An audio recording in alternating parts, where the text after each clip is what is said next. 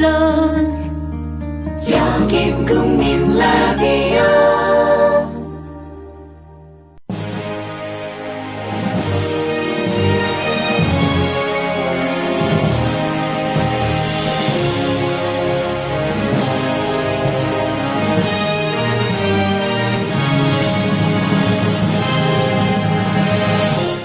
이 작가 문희정의 라이벌.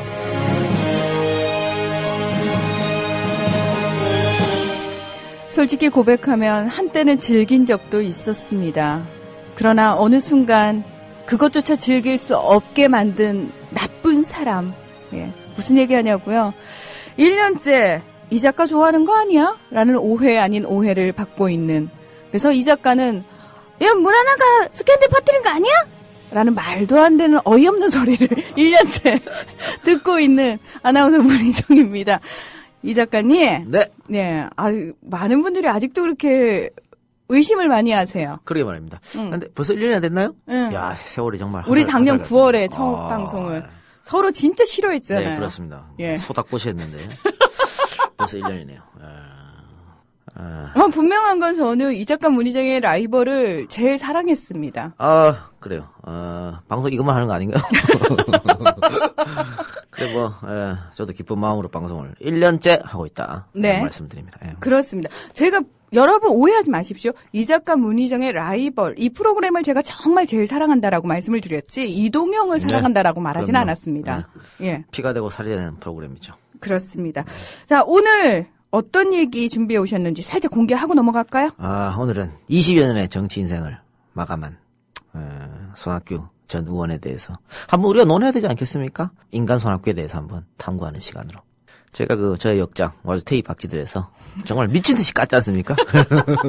근데 인간적으로 이제 은퇴를 한다 하니까 굉장히 미안한 감도 있고, 사람이 도리가 또 그런 거 인지상정 아니겠어요? 그래서 그런 마음도 들고 해서 오늘은 손학규 특집을 한번 해도록 하겠습니다. 정부에선 빚내서 집 사라는데 사야 할지 말아야 할지 모르겠어요. 사회생활 하려면 경제 지식이 필수인데 어디서 마땅히 배울 데도 없고. 뉴스를 봐도 뭔 소리인지 한 개도 모르겠고, 누가 좀 속 시원히 알려줬으면 좋겠습니다. 아직도 신문이나 주간지를 통해 정보를 얻으시나요? 이제 보다 정확하고 심도 있는 실시간 현실 경제 정보를 받아보실 수 있습니다. 대한민국 대표 민간 싱크탱크 김광수 경제연구소. 김광수 경제연구소의 경제시평으로 현실을 꿰뚫어 보십시오. 가입 문의는 031-908-0172. 검색창에 김광수 경제연구소를 검색하세요. 기업 회원들을 위한 경제 보고서도 있습니다. 회식 후에 고고 안전하게 고고 집에 갈 땐 고고 회식 후에 안전하게 집에 갈 땐 고고 대리운전. 말로 거는 대리운전. 고고 대리운전. 1636 누르고 고고 대리운전. 네네, 고고 대리운전입니다. 이젠 누르지 말고 말로 걸자고요. 말로 거는 대리운전, 고고 대리운전. 엄마, 손아돼지는 안 돼요. 말하는 전화 문의는 1636 누르고 말하는 전화라고 말해주세요. 고고 대리운전 수익금의 일부는 국민TV에 후원됩니다. 네, 여러분께서는 미디어 협동조합 국민라디오 이 작가 문희정의 라이벌과 함께하고 계십니다. 자, 손학규 의원은 딱 어때요? 문희정 아나운서 딱 보기에 처음에 보기에 인상이라든가 굉장히 좀 많이 배운 사람 같고, 그렇죠? 좀 엘리트처럼 보이지 않나요? 그러니까 저한테는 약간 좀 다른 느낌인 게요. 네. 제가 대학교 입학하던 해에 저희 학교 교수님이셨어요. 서강대. 그러니까 교수님으로 먼저 뵀잖아요. 그렇죠. 들어갔는데 학생들이 굉장히 존경하는 교수님이었는데 갑자기 학생들을 배신하는 형국이 돼버려가지고요. 예. 그때는 그렇죠. 누구나 다 손학규를 굉장히 존경했었죠. 그래서 저는 이게 무슨 분위기지, 뭐지? 그러니까 20살 대학 신입생 입장에서는 굉장히 얼떨떨했던. 그래서 늘 머릿속에 물음표 하나로 남아있는 분이라고 해야 되나요? 93학번입니까? 네. 93년도 이 양반이 정치판에 뛰어들었으니까. 그렇죠. 그렇군요. 그래요. 93년도에 갑자기 교수 생활을 그만두고 정치권에 뛰어들었죠. 그러니까 학내에서요. 학생들 반발이 굉장했어요. 그럼요. 그때 주홍글 씨가 막힌 거예요. 네. 변절자 무슨 철새 이런 낙인이 찍혔는데 그 얘기를 차츰차츰 해보도록 하고요. 제가 물었던 건 이런 거예요. 누구나 다 손학규 의원 같으면 정치 시작할 때도 교수였었고 이러기 때문에 또 경기중, 경기고, 서울대, 또 외국 유학 그 엘리트 코스를 밟은 사람 아닙니까? 그리고 굉장히 좀 점잖고 소위 말해서 조금 이성적이고 합리적이신 분이시고 그러니까 외모도 키도 크고 네. 서글서글한 인상이고 누구나 그 다들 좀 부잣집 도련님 같은 그런데 아주 찢어지게 가난하게 살았다라고 하는 겁니다. 실상은 다르다는 얘기겠죠? 아주 찢어지게. 이 작가님 같은 분이네요. 그러니까 집안 환경과 외모가 정반대인. 그래요. 이 작가님의 집은 잘 산다면서요. 네. 예. 있는 집 자식이라고 늘 말씀드리지 않습니다. 외모에서 왜 그런 이미지가 전혀 안 나올까요? 그러게 말입니다. 어쨌든 경기중, 경기고, 서울대라는 그런 엘리트 코스를 밟았지만 어린 시절에 이제 호르몬이 밑에 자랐고 이 또 식구가 아주 많았습니다. 10형제, 10남매. 10남매, 막내. 네, 와. 막내. 그러니까 얼마나 그랬는데 그 아버지가 교사였었거든요. 아버지 교사 월급으로 이 10남매를 먹여 살리는 것이 그리 쉽지만 않았을 건데. 근데 더더욱 그가 4살 되던 1950년에 아버지가 교통사고로 사망하고 아이고 그러니 뭐 더 어렵겠죠. 그래서 이제 어머니가 혼자서 가정을 꾸리는. 근데 또 이 10남배였는데 위에 셋이 이제 죽었어요 먼저. 근데 그 당시에는 그렇게 비일비재 있었죠. 그렇죠. 예.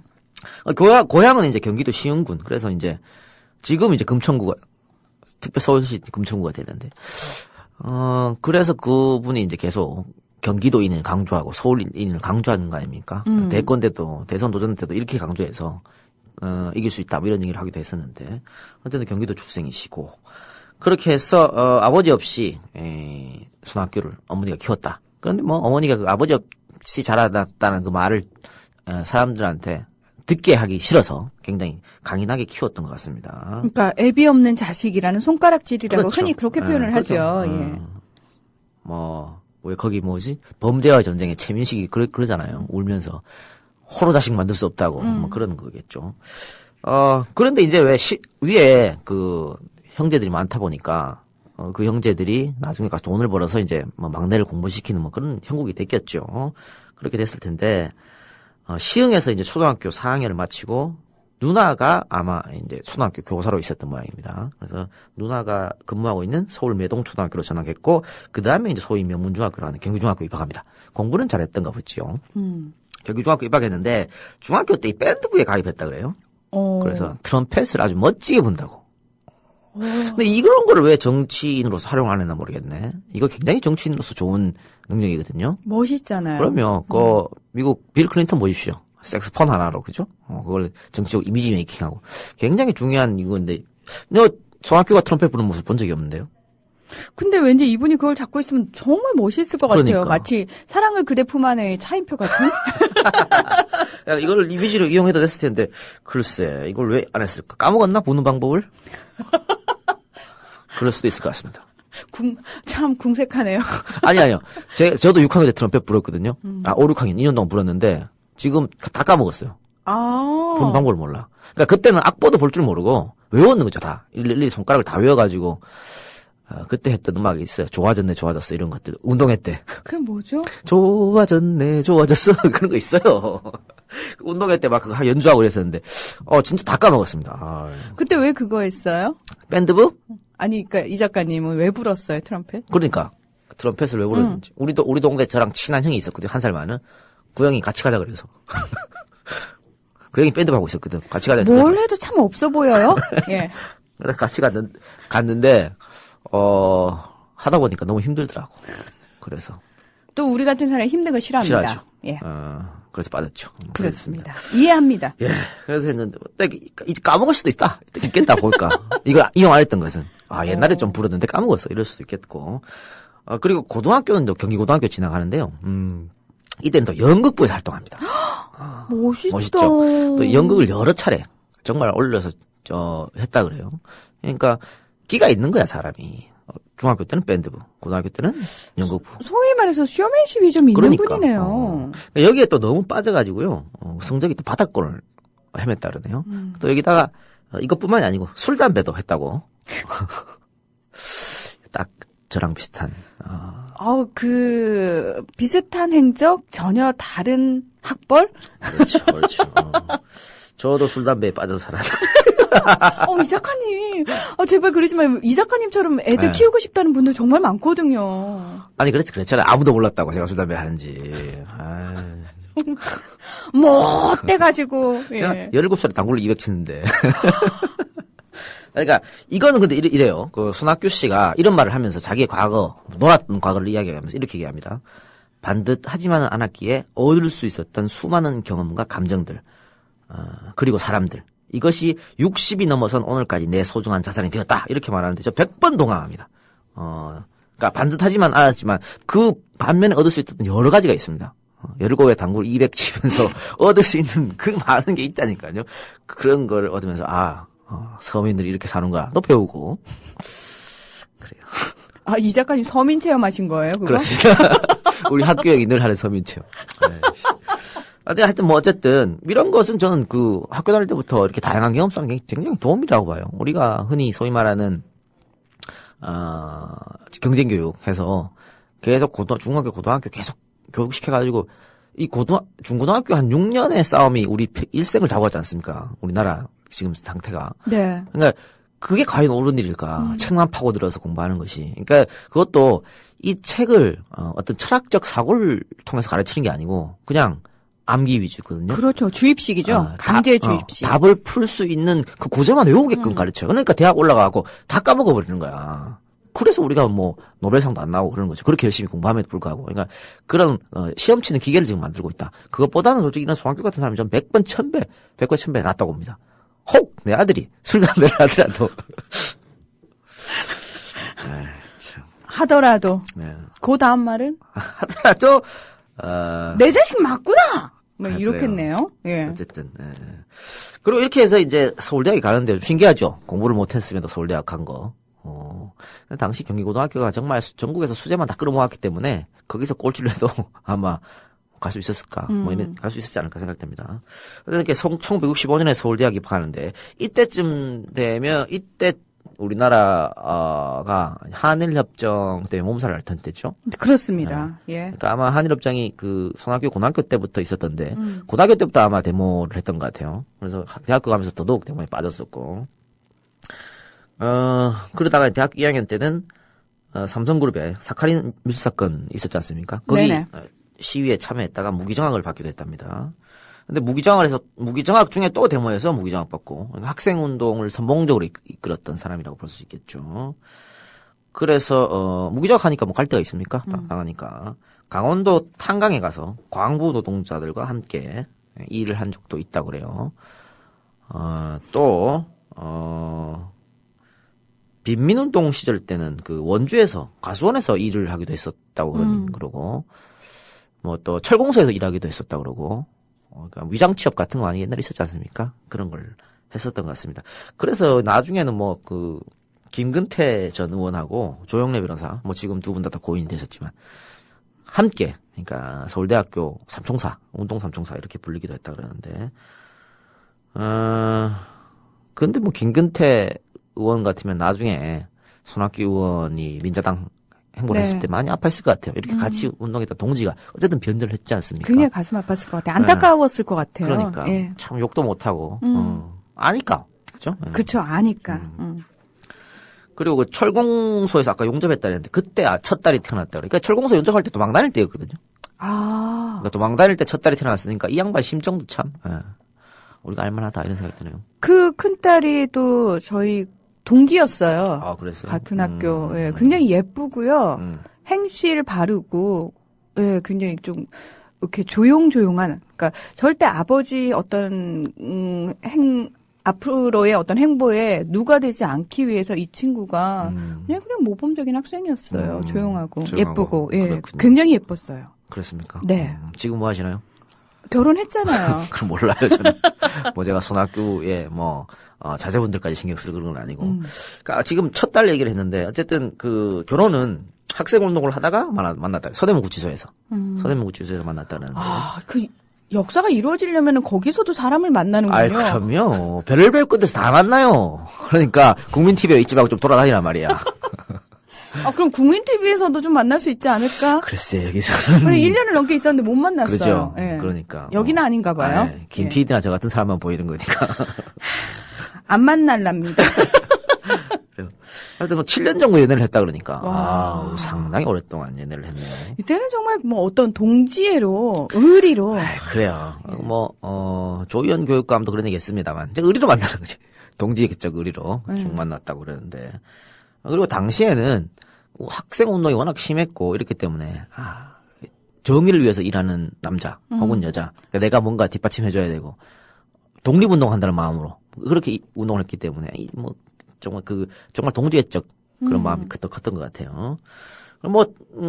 연애 7년 했습니다만, 연애 7년 동안 감옥도 왔다 갔다 오고, 수배당하고 도망당하고 그랬으니까 아마 제대로 연애는 못했던 것 같고요. 근데 이 작가님은 이런 신념이요. 네. 이런 신념이 배우자를 선택하는 데 있어서 중요한 사람인가요? 그럼요. 굉장히 크죠. 그게 실제로 영향을 미치죠. 그러니까 아예 정치적 관심이 없는 사람이면 상관없는데, 예를 들어, 이명박 박근혜 골수 지지자야. 미치고. 그 결혼해서 제대로 되겠습니까? 예? 미치는 겁니다. 예. 미치는 거고. 사실 제 개인적 얘기입니다만, 저같이 말입니다. 장인어른께서 새누리당을 지지하시는, 그런 분이셨는데, 그런데 제가 들어보니까 말이죠. 한때, 그러니까 그 장인어른의 집안, 좌익 해방 전후로 해서, 좌익 활동을 하셔가지고 굉장히 고초를 당한 그런 집안이더라고요. 네. 그래서 그렇게 된 것 같아요. 그러니까 우리가 연자제라는 게 있잖아요. 그러니까 트라우마도 있고 그렇죠. 피해의식도 있고. 이게 어디 취직 원소돼도 안 되는 거야. 좌빨 집안이네? 그랬던 시절이 분명히 있었습니다. 그러니까 우리가 이문열 씨를 굉장히 욕하잖아요. 근데 이문열 씨도 그런 트라우마 때문에 결국 이렇게 된 거거든. 자기 아버지가 정말 좌익 활동하다가 이북에 있었고, 그것 때문에 계속해서 자기 집안 자체가 아주 불평등하게 당했게 살았고, 아마 그런 것도 있을 것 같아요. 그래서 충분히 이해하고. 그런데 지금, 사위라고 있는 게, 완전, 그러니까, 지금 굉장히 많이 돌아섰고, 저를 응원해주고 있습니다. EJ 방송을 비롯해서 여러 방송도 듣고 있다 그러시니까. 감사드립니다. 이렇게 한 명 바꿔가는 거 아니겠습니까? 결혼 또 하실 생각은 없으신 거죠? 그런 생각은 없고. 예, 그렇습니다. 그래요. 어쨌든, 그렇게 했는데, 이게 재미있었던 것은, 이 두 분이 그 연애를 할 때, 항림다방. 굉장히 유명합니다. 서울대학교 앞에. 항림다방 진짜 유명하잖아요. 거기서 데이트를 많이 했다는데요. 이 항림다방이 결국은 항림사건에 이제, 그러니까 항림다방에서 많이 만났다 그래서 그게 항림사건에 붙여졌거든요. 네. 그런 항림사건이 부산에서 일어났다고 부림사건이라 했던 거고. 그렇기 때문에 부림 사건에 어떻게 보면 모티브가 된, 어차피 둘 다 조작 사건이니까. 그렇죠. 부림도 조작, 항림도 조작, 그런 사건이었는데. 재밌는 건 이 항림다방, 그러니까 항림 사건의 재판장이었던 사람이, 지금 교육부 장관이신 황우여 씨고, 사과를 했나 모르겠네. 사과를 하셨나요? 진짜 그렇게 되네요. 예. 와. 그런 양반이.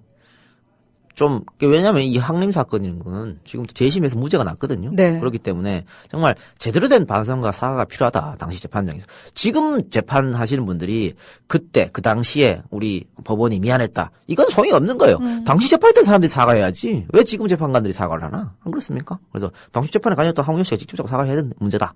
그렇게 생각합니다. 진술하게. 그냥 마음을 상하게 했던 점 죄송하다. 이런 거 말고, 진술한 사과가 필요하다는 거 보고. 항림다방 얘기 나와서 생각나서 말씀드린 거고.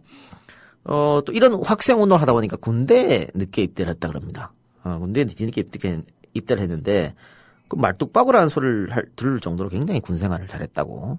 기본적으로 좀 성실한 분 아닌가요? 딱 이미지도 그렇잖아요. 외적 이미지도. 약간. 그러니까요. 예. 우직하고 성실하고.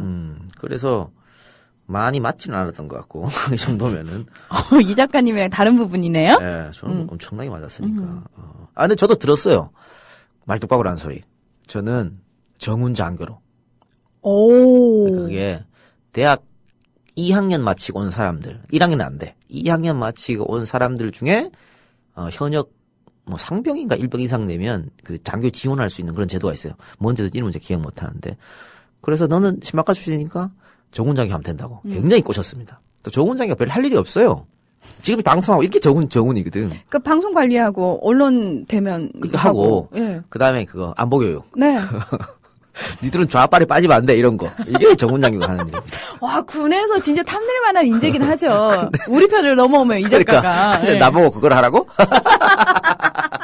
환장할 노릇이지. 왜 그러면서 이런 거 다 정운에서 정해주는 거거든. 국방부 불온도서 이런 것들. 그렇죠. 내가 제일 좋아하는 책들인데.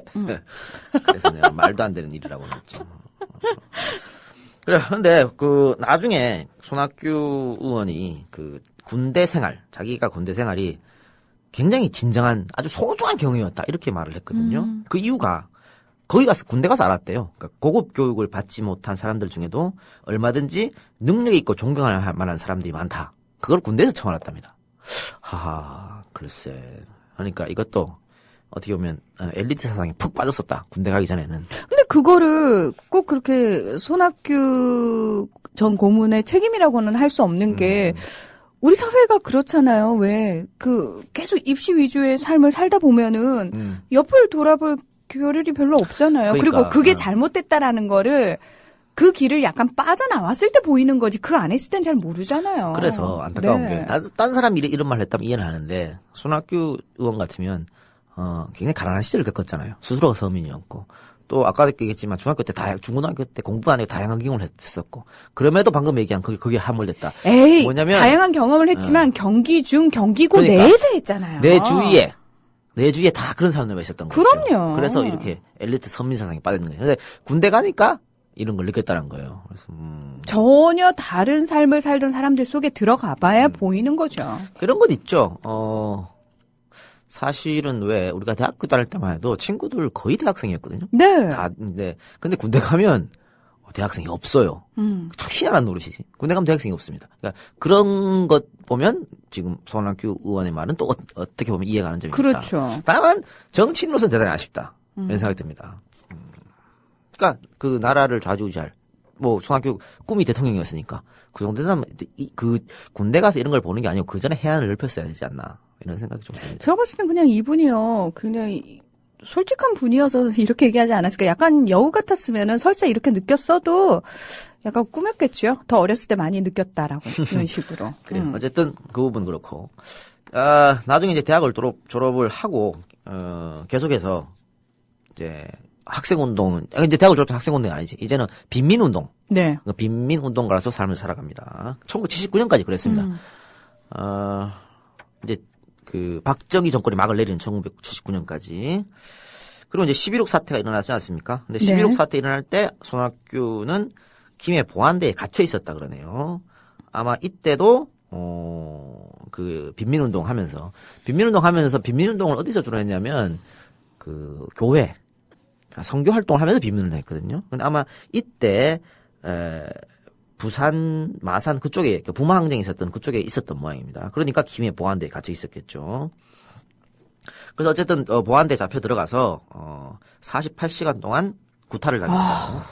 엄청나게 맞았다는 겁니다. 그리고 나서 나가더니 자기를 취조하고 때리는 사람이 나가더니 한동안 방에 아무도 들어오지 않았다고. 알고 보니까 나중에 이제 알고 본 거죠. 박정희가 사망한 거지. 그러니까 나라가 뭔가 뒤집혔으니까 사람들이 와서 이제 때리고 취조하고 이런 게 없어졌던 겁니다. 그래서 이제 풀려났다 그랬는데, 손학규는 당시를 이렇게 증언했습니다. 그때 박정희 대통령이 죽지 않았다면 아마도 난 사형 선고를 당했을 것이다.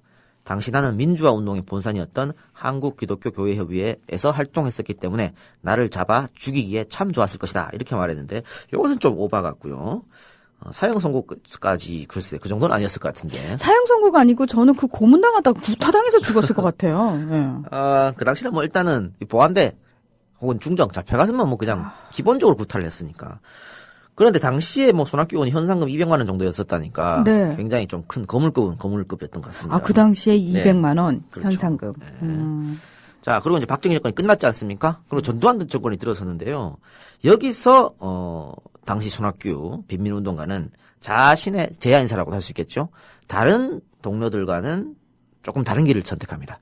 다른 동료들을 계속해서 투쟁을 나갔었죠. 제야 인사들 다 투쟁을 했었는데 대신에 손학규는 투쟁이 아닌 외국 유학을 선택했습니다. 여기서부터 조금 다른 길을, 그동안 같이 운동했던 제야운동가들은 조금 다른 길을 걷게 되죠. 80년 봄입니다. 그러니까 우리가 흔히 서울의 봄이라고 할 때. 네. 여기, 물론 뭐, 당시 소학교 돈이 없었어요. 돈이 없었기 때문에, 세계교회협의회, 교회에서 장학금을 받아서 영국 옥스퍼드 대학교로 유학을 갑니다. 그러니까 우리가 왜 이재호, 김문수 하면 투쟁부터 떠오르잖아요. 네. 변절하기 전. 근데 손학규 하면 변절하기 전에 투쟁이란 건 잘 안 떠올려져. 그 그쵸? 부분을 사실 모르시는 분들도 꽤 많고. 많으실걸요? 그렇죠. 예. 그러니까 그게 이제 80년대 이재호, 손학규가 계속해서 투쟁했을 때, 손학규는 아마 유학을 했기 때문에 그런 게 아닐까 싶습니다. 조금 부드럽죠, 이미지가. 네, 그렇죠. 네, 그렇게 보고. 이제 영국에서 유학을 마치고 국내로 돌아와서는 아까 말씀드린 대로 대학교 교수 생활을 시작하게 되죠. 그러니까 어떻게 보면 그 지하 운동권 출신이 제대권내로 들어왔다. 이렇게 볼 수가 있겠습니다. 그러니까 당시만 해도 아직 제야 운동가들은 계속해서 제야 운동을 했을 때였거든요. 조금 이제 다른 길을 가게 되는데 어쨌든 그 교수 손학규는 굉장히 그 한국 그 교수계에서 혹은 뭐 학계에서 이제 상당히 이름을 떨치는, 와, 예전에 그 손학규가 이제는 학교로 돌아와서 열심히 한다. 이런 또 사상적으로 뭐 많은 가르침을 줬다. 이렇게 해서 굉장히 유명해졌습니다. 그러니까 투쟁가 손학규일 때보다 더 사회적 명망을 쌓았다. 이렇게 볼 수 있겠죠. 당시에요, 제 교수님들한테 들은 얘기인데, 그 당시 손학규 교수님이 이제 그 보궐선거 나가면서 학교를 그만두셨잖아요. 네. 그때 동료 교수님들이 돈을 모아가지고 뭘 선물했는지 아세요? 모르겠습니다. 그 당시에 그 무전기 같은 손전화. 핸드폰. 네. 그거를 굉장히 비쌌는데 그렇죠. 교수님들이 돈을 모아서 마지막 선물로 드렸다고 그러더라고요. 예, 그래서 동료 교수들 사이에서도 굉장히 명망이 그렇죠. 있었던 분이라고. 그러니까 진보적 지식인이었죠. 네. 뭐 최상집 교수하고 쌍벽을 이룰 정도로 진보적 지식인이었다. 그랬는데 그렇기 때문에 다들 손학규가 정치권으로 가면 분명히 민주당으로 할 것이다. 당연히 그럴 거라고 생각했죠. 누구나 다 민주당을 할 것이다 예상했어요. 그런데 그 당시 민자당으로. 예, 정말 예상을 깨고 네. 군부 독재의 후손들이라고 하는 민자당으로 입당을 강행했습니다. 그래서 그때 엄청난 욕을 얻어 드셨죠. 엄청난 욕을 얻어 드셨는데 왜 그런 거예요? 그러니까 이것은 YS 때문에 그런 거예요. 그러니까 물론 김현철 씨 그 YS 차남이 그 작업을 했다는 건 알고 있지만 그 YS와의 어떤 특별한 인연이 있었나요? 특별한 인연보다도요. 어쨌든 YS가 민주화 투사 출신 아닙니까? 네. 그러니까 그전 군사정부와는 다르다 이런 생각이 있었고 이분이 결국은 보궐선거에 들어간 게 1993년입니다. 네, 93년 초. 예. 이건 뭐냐면요. 92년 11월에 대통령 선거 치러졌죠. 그 다음에 이제 93년 2월에 YS가 취임하고 생각해보세요. 93년 초 YS의 개혁의 칼날. 조자룡 헌창 휘두르시 막 휘둘렀던 게 당시 YS의 칼입니다. 그러니까 우리가 그때 90년 초 어떻게 생각했냐면 야 YS가 되니까 바뀌는구나. 나라가 바뀌는구나. 그러니까 DJ 빠인 저조차도 그래. DJ가 안 된 건 너무 안타깝지만 YS가 이렇게 잘하는구나 생각할 정도로 정말 경천 동지할 일들이 연속으로 일어났습니다. 그죠? 되자마자 YS가 뭐 했습니까? 나 돈 안 받는다. 그리고 나부터 돈 얼마인지 까겠다. 그러면서 자기 재산 얼마인지 까오랬단 말이에요. 그러니까 국민들이 이런 대통령이 있었나라고 생각할 정도고. 그래서 처음 나왔던 게 공직자 재산 공개였고 공직자 재산 공개 때문에 목 날아간 공직자가 엄청나게 많았죠. 그때 국민들이 어떻게 생각했냐면 공무원 월급 뻔하잖아요. 그런데 어떻게 공무원들이 저 많은 돈을 갖고 있었지? 이렇게 의심하게 되고 그러니까 공무원들 자신들도 자발적으로 그때부터 조금 더 도덕적으로 남 돈 안 받고 이렇게 변해간 겁니다. 그러니까 93년에 공직자 재산 공개를 김영삼이 한 것은 정말 박수 받아야 될 일이고 그걸 YS가 자기 먼저 실천해 버렸으니까 그 이후로 뭐 하나의 척결 있었죠. 금융실명제 네, 있었죠. 금융실명제 있었고. 뭐 정말 박수 받을 일 연속으로 YS가 했고 그렇기 때문에 서태지보다 더 인기를 끌었지 않습니까? 그러니까 그런 시대 상황이기 때문에 손학규가 그래 YS 정도면 가도 되겠다라는 생각을 했을 거예요. 이것은 나중에 김문수, 이재호도 이런 변명을 똑같이 하고 들어갔습니다. 그러니까 김문수, 이재호는 더 뒤늦게 들어간 거죠. 그러니까 어쨌든 김문수, 이재호는 그런 핑계를 댈 걸 갖고 와서 한 거고 저는 손학규는 정말 이런 마음가짐을 가지고 들어갔던 것 같아요. 믿었군요. 93년 4월이었기 때문에 정말 YS의 개혁을 믿었고 그렇다면 내가 거기 가서 더더욱 개혁을 해야겠다. 이렇게 그러니까 거기는 이제 군사 잔존 세력이 아직 남아 있지 않습니까? 그 남아 있는 세력을 가서 내가 개혁을 하겠다. 그러니까 그 양반의 취임 일성이 개혁을 위해서였어요. 굉장히 순수하셨네요. 순수한 양반이에요. 그렇게 생각합니다. 근데 어쨌든 민자당으로 입당하면서 철새 정치인이란 주홍글 씨가 새겨졌죠. 그러니까 민주당 당대표를 2번이나 했습니다, 이 양반이. 한나라당에서 넘어와가지고. 그런데 한나라당 출신이라는 게 끝없이 이 사람을 따라다닙니다. 따라다녔기 때문에 결국은 민주당 대통령 후보도 한번 못 해본 거죠. 네. 이것은 어떻게 보면 우리가 지금 이야기하는 선명 야당하고도 마찬가지인 겁니다. 그러니까 야당을 지지하는 사람들한테 희망을 주지 못한 거예요. 과거에 니 그래놓고는 뭘 지금 와갖고 얘기를 하냐 이런 얘기를 하는 거죠. 근데 그런 내용은 조금 뒤에서 다시 설명하기로 하고요. 어쨌든 굉장히 안타까운 것은 93년 당시에 당연히 뭐 DJ한테 갔으면 DJ가 손학규를 원했죠. 그러니까 93년 당시에 YS가 아닌 DJ한테 갔다면 저는 개인적으로 2002년 대선에 민주당 대통령 후보는 노무현이 아닌 손학규였다. 아주 장담합니다. 저는. 그런데 이 사람이 한나라당으로 가면서 민자당으로 가면서 그게 안 된 게 된 거죠. 순간의 선택이 10년을 좌우했네요. 그래서 저는 손학규 인생의 가장 큰 패착은 바로 93년에 민자당 입당한 거였다. 그렇게 보고 손학규가 민주당에 입당했어도요. 저는 충분히 이길 수 있었다. 그렇게 생각합니다. 그 손학규란 명성이 있잖아요. 그런 명성이 있기 때문에 굉장히 안타까운 거고. 뭐 어떤 분들은 한나라당 출신이니까 민주당에 와서 대권 후보로 나오면 중도표를 갖고 올 수 있었기 때문에 대통령이 당선될 수 있다. 이런 말씀하신 분들도 계시는데 말도 안 되는 이야기다. 라고. 왜? 정치라는 게요. 단순 더하기 빼기가 아니에요. 그렇게 단순 더하기 빼기일 것 같으면 왜 정치를 생물이라고 표현합니까? 그게 안 된다니까요. 그러니까 또 한나라당 탈당하고 넘어왔을 때 그 진정성도 의심받았습니다. 그러니까 넘어오려면 그 전에 왔어야지. 그렇죠? 예를 들어서 뭐 이부영 씨라든가 이런 분들도 다 뭐 신한국당으로 넘어갔지만 나중에 다 돌아왔을 지 않습니까? 네. 근데 이 양반이 언제 넘어왔냐? 이명박 후보, 박근혜 후보, 손학규 후보 이렇게 빅3로 불렸어요. 맞아요. 2002년 대선 전에. 그러니까 한나라당에서 대통령 후보가 나오면 3명이 될 것이다. 2007년 경선이군요. 3명이 될 것이다 하고 경선을 이제 뭐 그런 분위기가 있었는데 당연히 꼴찌지 손학규 후보는. 그래서 어떻게 봐도 자기는 한나라당 후보가 안 됩니다. 안 될 것 같으니까 넘어왔다고 그때 그런 그렇죠. 얘기 되게 많이 했죠. 그리고 또 왜? 이번에 안 돼도 다음에 2012년에 내가 후보가 되면 아마 한나라당 있었을 거예요. 근데 2012년에는 누가 돼? 이명박이 안 되면 박근혜가 되는 거고 박근혜가 안 되면 이명박이 되는 거예요. 어쨌든 손학규 후보는 3번을 기다려야 되니까 8년, 12년을 기다려야 되는 거예요. 그렇기 때문에 아마 넘어왔다는 얘기. 그때 중론이었고 누구나 그렇게 상식적으로 그렇게 생각하는 거죠. 그래서 진정성에 의심을 받는 겁니다. 그거 아니면 넘어왔겠냐는 얘기죠.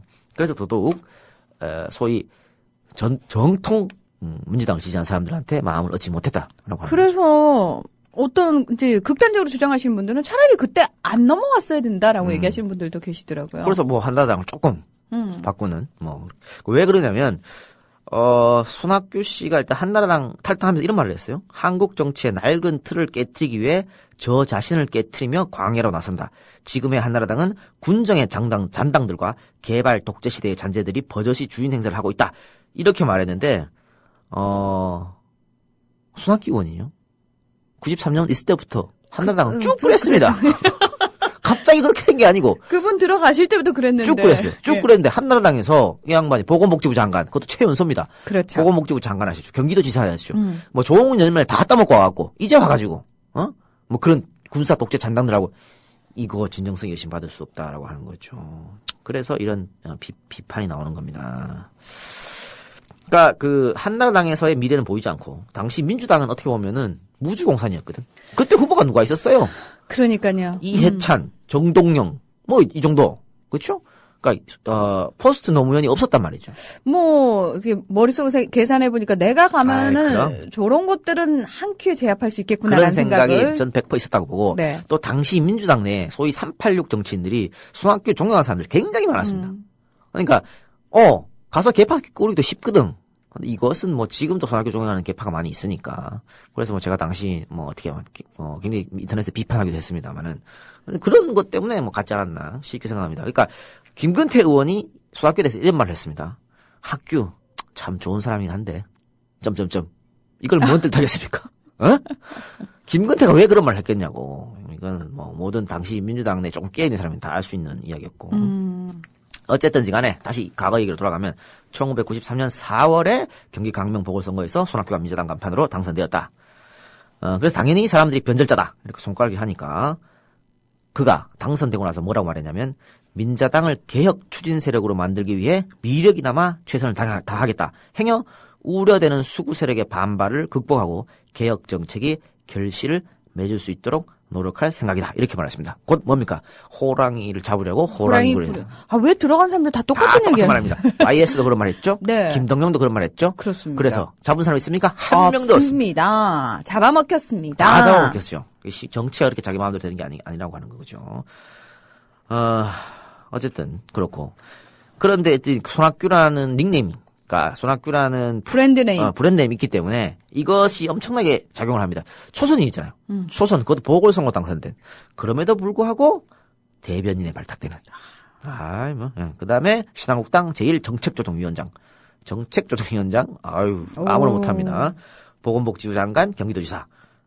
민자당에서 신한국당 바뀌었죠. 그래서 그러면서 신한국당에서 승승장구했습니다. 이분은 뭘 해도 엘리트 코스만 먼저 가시는군요. 그러니까 제가 비판하는 건 바로 이런 점입니다. 아까 민주당으로 넘어오면서 이런 이유를 댔습니다만 그게 다 거짓이고 변명이다밖에 말할 수 없는 그렇게밖에 말할 수 없는 게 신한국당에서 이렇게 했기 때문입니다. 근데 신한국당에서 이렇게 승승장구하면서 언제 한번 진보적 의견을 내본 적이 있습니까?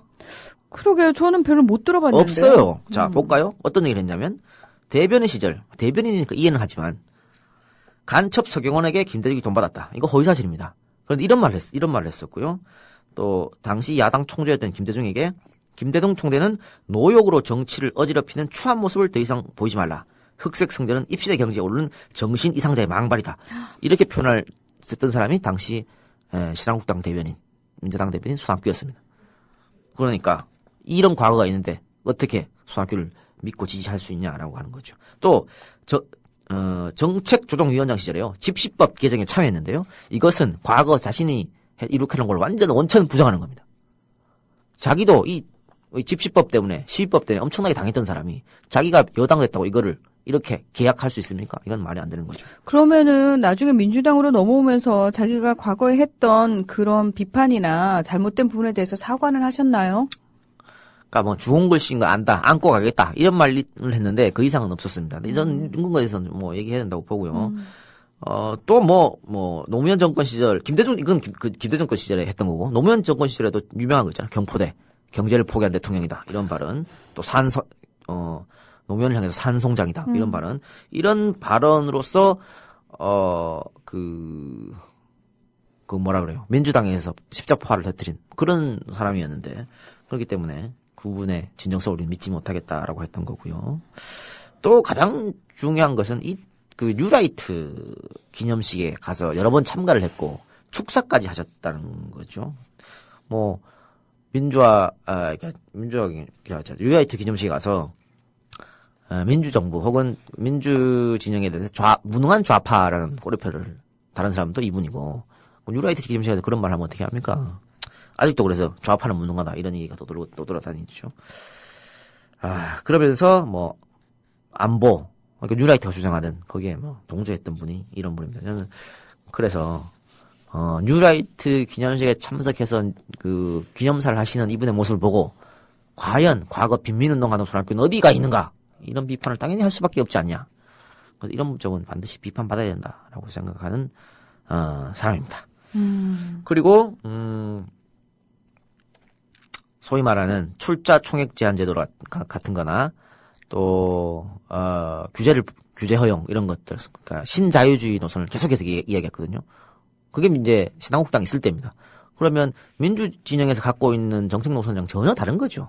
그러니까 이런 분이 넘어왔다고 해서 확 또 정책을 180도 바꾸는 것은 그럼 손학규 갖고 있는 이념이나 신념이 뭐냐는 얘기지. 당 바꾸면 이렇게 바꾸는 건가? 그건 아니라고 보거든요. 그래서 이런 부분은 비판받아야 되고 그러니까 과거 민주투세였다는 거에 대해서 많은 분들이 박수를 쳐주지만 이런 점에 대해서는 또 비난을 받아야 된다라고 이야기하는 거죠. 손학규 의원의 노동운동, 빈민운동, 민주화 운동의 까방권은 어디까지 허용될 수 있을까요? 그러게 말입니다. 참 까방권 어디까지 허용해야 되는지 참. 저는 날 잡아서 이 작가님과 그 얘기도 한번 해보겠습니다. 까방권 어디까지 허용해야 되나? 정기 은퇴했으니까 인정해 줍시다. 그거는 그거대로 인정하고. 근데 정계 은퇴들은 사실은 그래요. 어쨌든 이분이 2012년 민주당 대선 후보로 나서면서 저녁이 있는 삶. 난 진짜 저는 거기에 대해서 손학규가 어떤 다른 저게 이면에 뭔가 있어서 갖고 왔다고 생각하지는 않고요. 진짜 그분의 신념 같아요. 그러니까 또 정말 좋은 표였고. 이거는 또 진짜 무능한 좌파라고 얘기하지만 좌파들이 갖고 있는 당연한 생각입니다. 우리도 진짜 저녁 있는 삶을 살아보자고. 언제 우리가 저녁 있는 삶 살아본 적이 그럼요. 늘 여유가 없이 살아왔잖아요. 네. 앞만 보고 달려오고. 그러다 가정이라는 게 뭔데 우리는 가정의 행복을 모르고 쭉 자랐고. 그래서 늘상 아버님 불쌍하다고 생각하는 거 아니에요? 다들 자식들은 밖으로 돌고. 요즘은 무슨 기러기 아빠니 뭐니 나발이니 해가지고 말이죠. 가족을 해체하고 있습니다. 저는 결사반대요. 아니, 왜 가족이 떨어져 살아야 돼? 난 무조건 같이 살 거야. 그러니까, 그게 이제 저녁이 없는 삶이에요. 저는 그래서, 자식들한테 과도한 사랑. 그건 당연한 거고. 모든 우리 부모님들 그렇게 하지 않습니까? 근데 난 거기에 대해 굉장히 반대하거든. 저도요. 근데 제가 이렇게 말하면, 네. 너는 자식이 없기 때문에 그런데. 아니요. 아니, 저는 그럼. 적당히 해줄 만큼만. 그래서 제가 그럽니다. 그게 아니고, 나는 나를 너무 사랑한다. 예? 제 1번이 나야 되는 거야. 아니, 근데 그건 맞는 말 아닌가요? 네, 자기 자신을 제일 사랑해야지 그럼요. 남도 사랑할 수 있는 겁니다. 나를 포기하면서까지 왜 자식들한테 다 이렇게 하냐고. 근데 결국은 그게 또 부메랑이 돼서 자식한테 부담감으로 돌아온다니까요. 뭐가 불안한 거예요? 그러니까 부모가 너무 희생을 하면 자식 입장에서 그게 너무 부담스럽다고요. 그러니까 내가 행복해야 내 자식도 행복한 거고. 맞아요. 아무튼 그렇게 좀 여유로운 삶을 살았으면 좋겠습니다. 근데 우리가 여유가 없기 때문에 자식들한테 올인하는 거거든. 그렇죠? 근데 여유를 가지고 정말 저녁에 있는 삶. 저녁에 진짜 와서 자식들이랑 또 와이프랑 또 남편이랑 같이 이야기도 하고 맥주도 한잔 먹고 그렇죠? 또 가서 산보도 한번 하고 산보 일본 말이 안 되구나. 산책도 좀 하고 드라이브도 좀 하고 영어는 되는데 왜 일본 말은 안 돼? 어쨌든 근데 그런 것도 좀 하면서 그렇죠? 이 작품 나중에 아들이 아빠 저 조기 유학 보내주세요. 그러면 그 같은 소리 하고 있는데 조기 유학 같은 소리 하고 아빠 기러기 아빠 좀 하고 엄마랑 저 유학 가야겠어요. 말도 안 되는 소리고 제가 또 외국어 학원을 해봤기 때문에 네. 어릴 때 외국어 가르치는 거 아무짝에도 소용없습니다. 다 돈 지랄이고 그럴 필요 없고요. 나중에 커서 가르치면 됩니다. 또 자기가 하고 싶어 하는 거. 본인이 필요하다고 생각하면 해요. 하게 돼 있어. 네. 본인이 하고 싶다 그러면 부모가 밀어주면 돼요. 그거에 대해서. 그렇죠. 그래? 근데 일부러 5살인데 영어 유치원 보내고. 그러니까 억지로 그럴 필요가 없어요. 그럴 필요 없습니다. 네. 그럼요. 그렇고. 하여튼 까방권. 저녁에 있는 사람 그 표 하나만으로도. 아니, 다음 우리 민주당의 생시연합에서 나가는 사람은 이거 좀 차용해도 되잖아. 학교형한테. 우리가 좀 쓸게요. 해가지고. 은퇴한 사람한테 안 그래요? 근데, 일각에서는 은퇴 선언을 하면서, 복귀할 수 있는 발표를 마련한 게 아니냐. 이런 이야기도 하거든요. 일말 동의합니다. 그러니까, 사실은 이번에 선거에서 패배하면요. 다음 총선은 2016년 아닙니까? 2년 동안 야인으로 살아야 돼요. 이거 상당히 어렵습니다. 정치인으로서 그냥 잊혀지는 겁니다. 잊혀진 삶이고 그때 복귀를 하더라도 복귀도 어렵겠지만 또 어느 지역구에 어떻게 복귀할 거예요? 복귀도 어렵겠지만 복귀하더라도 결국은 이분은 당권이 중요한 게 아니거든. 대권을 하려고 그러는 사람이니까. 그렇죠. 대선 후보에서 어떻게 힘들다고요. 나이도 있고 또 아까 얘기했지만 그 주홍글씨라는 한계가 있습니다. 그런 한계가 있기 때문에 경선에서 이기기도 쉽지 않은 문제고 그런 여러 가지 생각해서 은퇴를 한 것 같은데 은퇴의 무슨 내가 2년 뒤에 복귀해야지 하고 생각하고 은퇴했다고는 보진 않습니다만 어쨌든 이번 은퇴함으로써 사람들 내리에 좀 깊이 박혀 있다. 나중에 복귀할 때 이걸 얻어먹겠지만 약속 오겠다고 그거는 내가 원해서 한 게 아니고 국민들이 원해서 복귀했다라고 그건 얘기하면 되는 거거든. 돌려치면 되는 거거든. DJ도 그러니까. DJ도 YS도 그랬어요. YS도 정기 은퇴하고 다시 복귀했고 다 그런 건데 그러니까 그거야. 한번 요거도 먹으면 되는 거고. 그래서 그런 점은 있지만 하여튼 지금의 손학규의 은퇴에 대해서 나중을 대비해서 했다고 그렇게 폄하해서는 안 된다. 그렇게 보지 말고 지금은 그 진솔한 손학규 의원이 얘기한 그대로를 믿을 필요가 있다고 보고 그분의 과거 그러니까 남을 위해서 희생했던 그런 과거를 봤을 때는 충분히 이번에 은퇴는 뭐 진실한 마음 있다고 봅니다. 물론 중간에 거기 가서 있는 것은 뭐 좀 말이 안 된다고 보지만, 그래서 이 정도는 우리가 인정해주자라고 저는 생각됩니다. 어쨌든 그 손학규 씨는 김대중 노무현 정권에서 계속해서 두 대통령을 비난하고 민주정권을 비난했던 과거는 확실히 존재합니다. 다만 이분이 햇볕 정책은 찬성했어요. 그러니까 신한국당 혹은 한나라당에서 조금 대북관에서는 다른 이야기, 그 한나라당의 정체성하고 다른 이야기를 좀 많이 했었죠. 그것만은 DJ하고 마음이 같았다 이렇게 보고, 그것은 일단 어쨌든 이분이 재야 운동을 많이 했던 사람으로 대북 정책에서 굉장히 유연함을 갖고 있었던 거죠. 그러니까 한나라당의 대북 정책은 이것은 무슨 거의 그냥 전쟁만 하자는 꼴이니까 아무리 한나라당에 몸을 담고 있어도 그것만은 아마 한나라당의 그 노선을 따를 수가 없었던 것 같아요. 그래서 뭐 비난도 그 사이에서 많이 받긴 했습니다만, 그래 어쨌든 그것을 노선을 따랐기 때문에 민주당에 넘어와서라도 자기가 할 말은 있었던 거죠. 그래도 내가 DJ의 대북 정책은 개성하지 않았냐, 지지하지 않았냐 이런 얘기를 함으로써 그렇게 했습니다.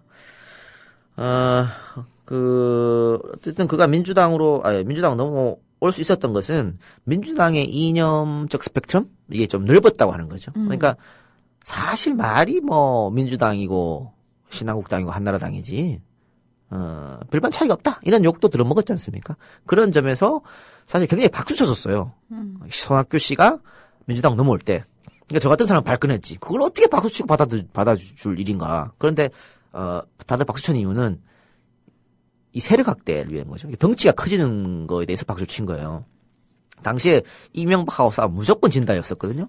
무조건 깨지니까 덩치라도 키우자라고 했는데, 그 손학규를 받고 덩치를 키우면서, 정통 야당 세력들한테 외면받은 거지.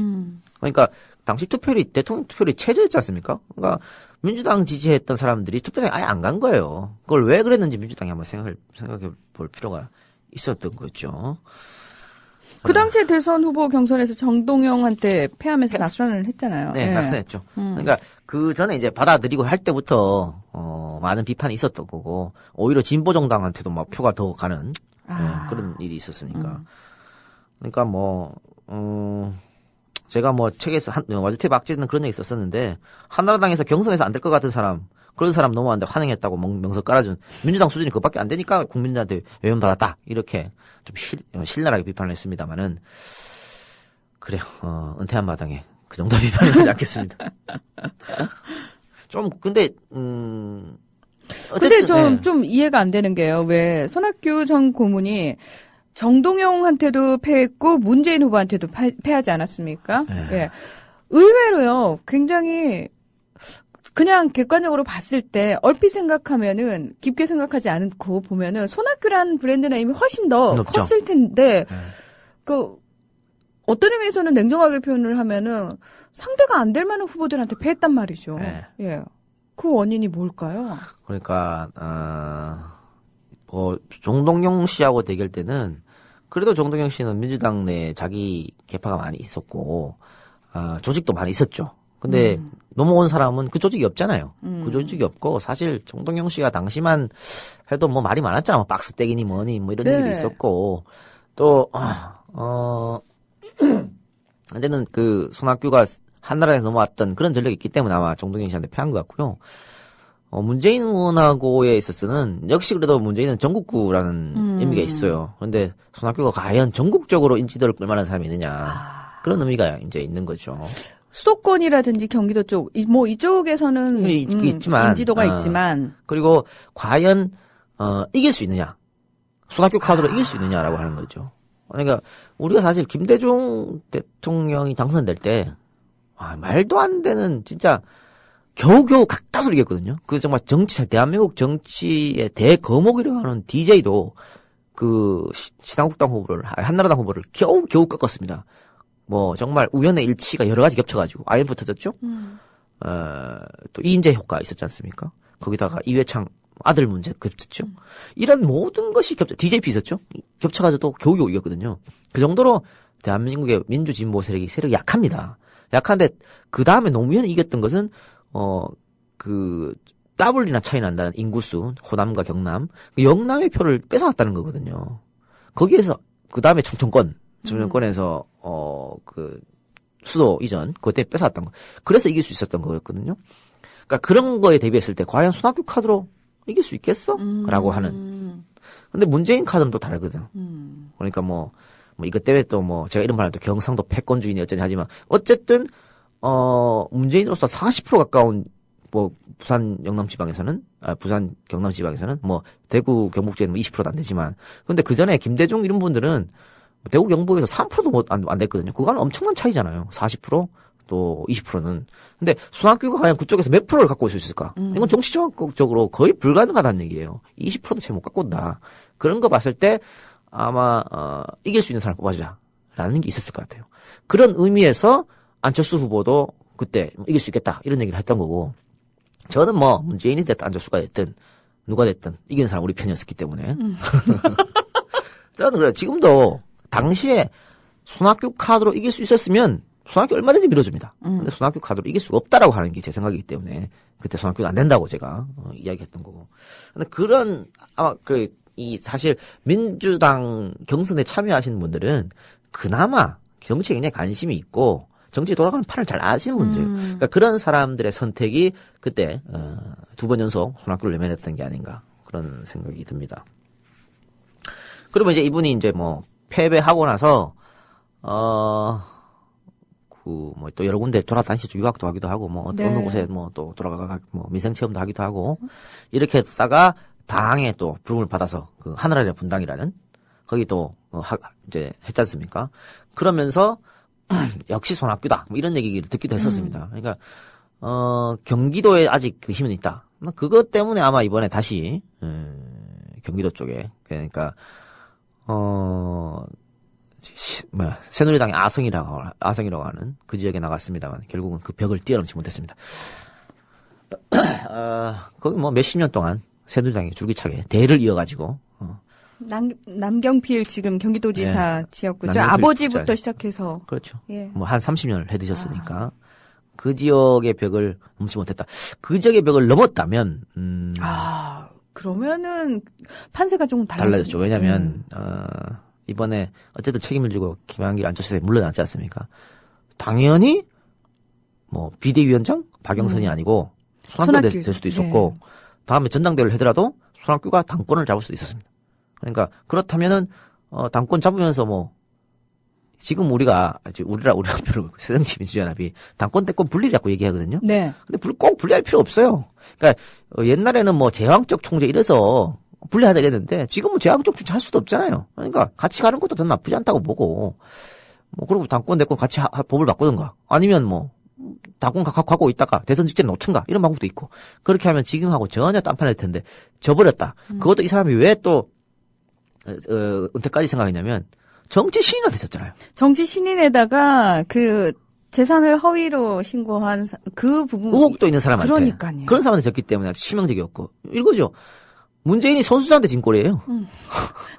그럼 치명타인데요. 갑자기 확. 아니 그때 2012 총선에 문재인이 선수들한테 졌으면 안철수 후보가 대통령이 되는 거예요. 그렇죠. 어떻게 문재인이 됩니까? 택도 없는 얘기거든. 근데 이겼으니까 그거랑 마찬가지입니다. 그러니까 손학규로서는 여기서 생각할 수밖에 없었고 근데 패배하자마자 바로 은퇴 발표를 한 것은 네. 아마 미리 생각을 정리한 것 같습니다. 만약에 내가 지면 은퇴다.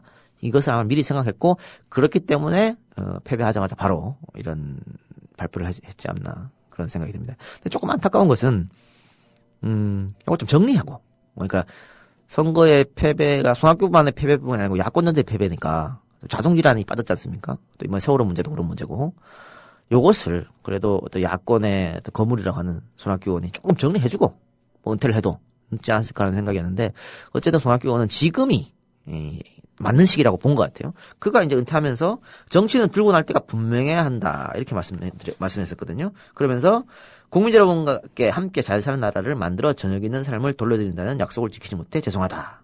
이렇게 저녁 있는 삶을 위해 열심히 살고 노력하는 국민 삶이 되겠다. 이렇게 하면서 은퇴를 발표한 거 보면 이때가 적기다라고 판단한 것 같습니다. 네, 어쨌든 뭐 저녁 있는 삶을 돌려드린다는 약속은 아직 저는 유효하다고 보고요. 이거 뭐 새정치하면서 그 이어받아서 그 정신을 계승한 사람한테 후보를 해갖고 그 사람 당선되면 되니까. 참 제가 제일 좋아하는 사랑하는 프로그램 이 작가 문희정의 라이벌이 1년 만에 이제 막을 내립니다. 네. 오늘로써 마지막 인사를 여러분 하게 돼서 안타깝습니다. 뭐 다음에 또 찾아볼 게 있겠죠. 9월 개편으로 해서 그런 거니까. 네네. 그래서 뭐 저희가 비상 경영 체제 돌입하면서 약간의 편성의 변화가 있는데요. 저는 이 작가님이 다시 방송을 하게 되면 반드시 저와 할 거라는 생각이 믿어 의심치 않기 그래요? 때문에. 그건 뭐 본인 생각이고. 어쨌든 제가 국민TV를 사랑하고 있고, 이번 EJ 특집에서도 내가 국민TV 도와주라고, EJ 필요 없다고. 그런 얘기 했지 않습니까? 그래서 계속해서, 국민TV에 박수를 보내드리고, 성원을 제가 보내드린다는 거 잊지 말아주시면 합니다. 네. 그래서 우리가 이렇게 방송하는 게 조금이라도 세상을 바꾸고자 하는 그런 얘기 아닙니까? 이 방송 때문에 욕도 많이 얻어먹고 했지만, 다만. 저도요. 여러분들의 애정의 어떤 산물이라고 보고, 이게 여기가 끝이 아니라고 저는 보고, 다음에 또, 기쁜 마음으로 여러분들을 만날 수 있게 되기를, 또 문화를 만날 수 있게 되기를 기다려봅니다. 네. 이 작가님을 통해서 제가 정말 많은 것들을 배우고요. 식견을 넓힐 수 있는 기회였습니다. 저에게 너무너무 좋은 스승님이시고요. 앞으로도 제가 함께 방송은 잠깐 쉬지만 계속해서 이 작가님 보면서 많이 배우도록 하겠습니다. 우리 다음번에 만날 때는 서로 좀 더 성장한 모습으로 만나요. 네. 그렇게 하겠습니다. 네. 함께 해주신 여러분 고맙습니다. 이 작가님 오늘도 고맙습니다. 네, 감사합니다.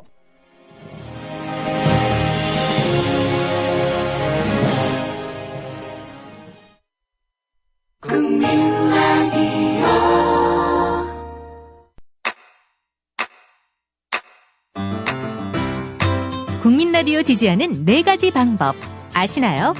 다운로드하기, 별점 주기, 댓글 달기, 구독하기. 국민 라디오를 보다 많은 이들에게 전할 수 있는 가장 손쉬운 방법. 다운로드하기, 별점 주기, 댓글 달기, 구독하기. 잊지 마세요. 다운로드하기, 별점 주기, 댓글 달기, 구독하기.